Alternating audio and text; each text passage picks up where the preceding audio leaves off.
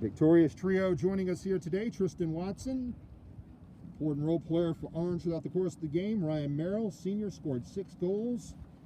Caleb Davis had a goal and 2 assists as Orange gets the win here tonight over Cedar Ridge at Auman Stadium. Ryan started out the game with a hat trick in the first quarter and then scored 2 to open the second half. First of all, has it been tough trying to gain momentum in a season that has constantly been interrupted by rain? Yeah, I think it is. We've definitely had a lot of setbacks that we have to overcome throughout the season. It's been strange from the start, but I think we're starting to get the most of it. And the more games we have in a row, the better we'll become. Yeah, now this was among the last times, it might be the last time you play Cedar Ridge, Caleb. Yeah. And this was yet your first game in about 3 weeks. So the standard emotion that comes with playing Cedar Ridge, was it missing tonight?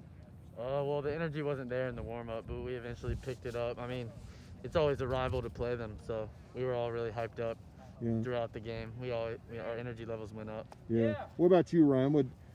What'd you feel about the intensity level tonight?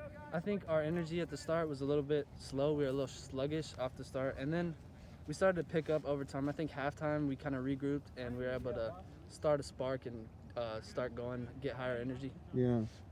And how would you describe it there? Well, if this is the last time we play Cedar, we have us as seniors, we've never lost to them in our 4 years here. So I think after this game, it was a lot to take in for some of us. Yeah. I hate to take you back to a time where, it was last year and there was a lot of firepower. There were 2 college players, a lot of offensive fireworks on the team. Have you ever thought about what last year would have been during this pandemic if you had a complete season? Yeah, it would have definitely been something special. We had a good team, and we had some really big players like Wyatt and Dylan, as you said.